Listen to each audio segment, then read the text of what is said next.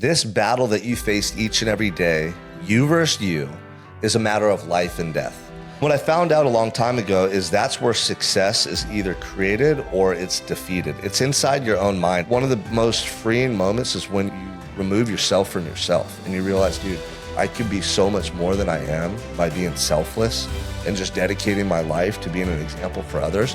Just keep fighting for it, man. Because sometimes we just need people to fight for us a little bit longer until we get that opportunity to change.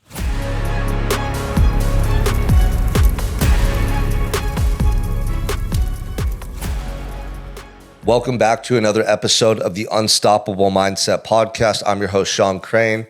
And you guys, very simply put, I want to let you know that this is life or death. This battle that you face each and every day, you versus you, is a matter of life and death.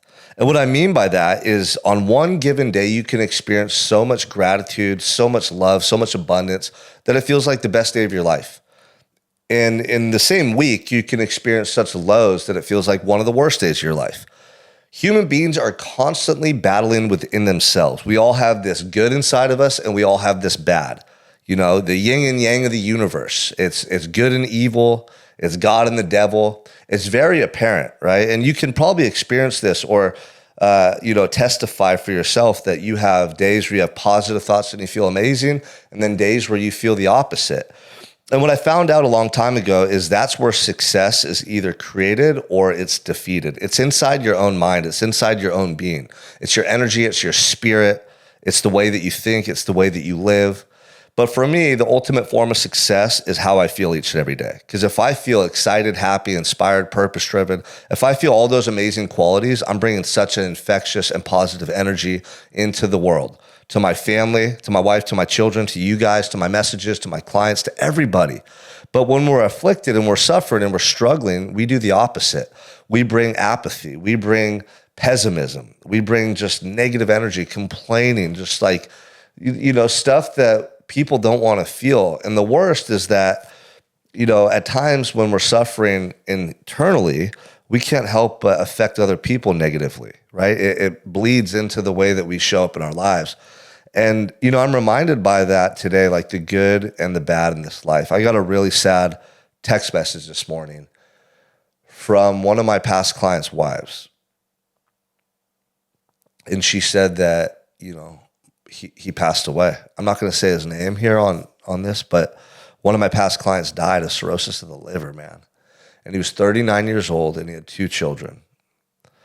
And when I think of his children, I get so emotional because a lot of what I do and what I'm driven by is to make the wrongs of my own past right, to be the best dad, to heal my own pain and my traumas, like by being a good man, by being the man I needed as a kid. I know that pain of having an alcoholic father and just like that struggle growing up.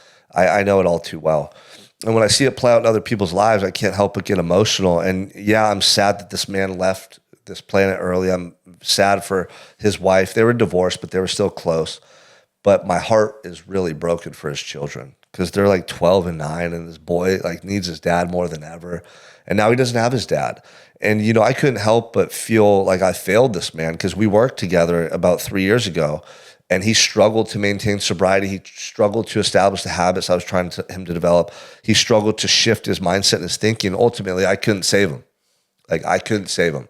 And his wife texted me the same thing. She's like, Sean, we did our best, but he couldn't be saved. And it's a very difficult thing as a coach, as somebody who cares about other people, as somebody who works with a lot of other people, to see that happen. I've never lost a client like that. I'm like, fuck, dude, like that's what's at stake here. Like it is life or death. Some people die quickly. Some people die over decades. But if we can't fix this and here, it could be such a painful slow death for a lot of people. And like I said, those children, like people in our lives, they're the ones that are affected too.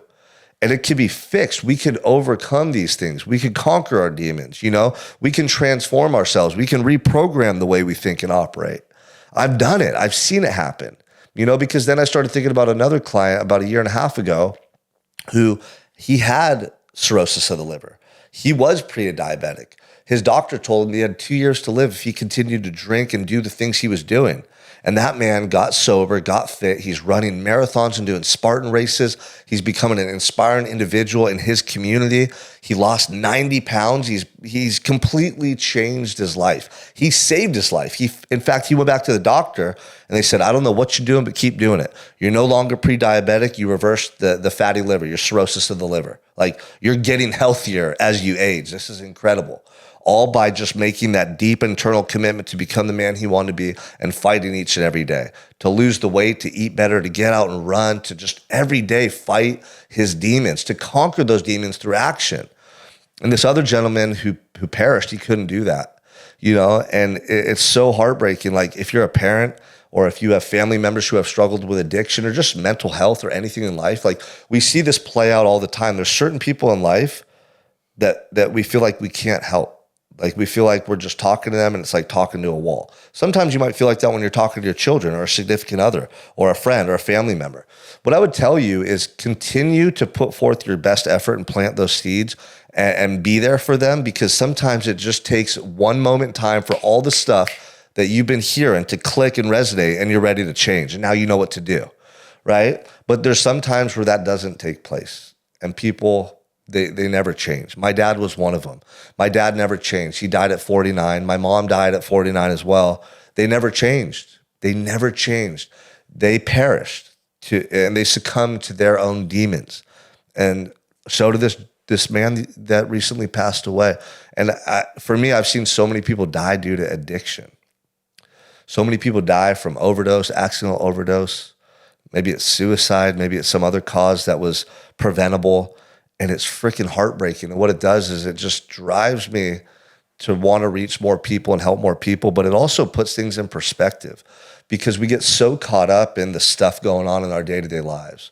We get caught up in bills, finances, work-related stuff, fucking politics, all these things. And then when someone dies, you're like, damn, like, time stands still, And none of that shit even matters in the moment. You're like, God, I wish, like, we could just bring this person back.